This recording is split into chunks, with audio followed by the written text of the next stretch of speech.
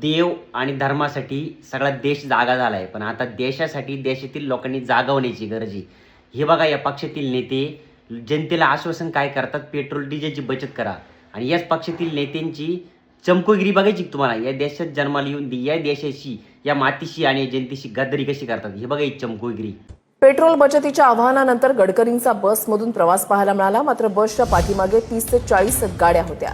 ही भाजप नेते जर खरोखर देशाबरोबर जनतेबरोबर जर प्रामाणिक असेल ना, यांनी स्वतःचा 1 वर्षाचा पगार, 1 वर्षाची पेन्शन, यांना मिळणारी भत्ते, यांनी मिळवली अमाप संपत्ती, PM केअर फंड, 12 वर्षामध्ये कमवलेली 11,500 कोटी, हे सगळे यांनी देशासाठी त्याग आणि दान द्यायला हवे. तरच समजू की यांचं देशावर खरोखर प्रेम आहे. नाही तर भारतीय नागरिकांनी आणि या देशातल्या जनतेने यांचा बेगडीपणा लक्षात घ्या.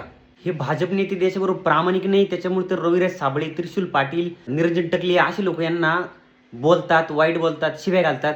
हे त्याच लायकीचे आहेत का? मग मला तर बरोबर वाटतं मग त्यांचं म्हणणं.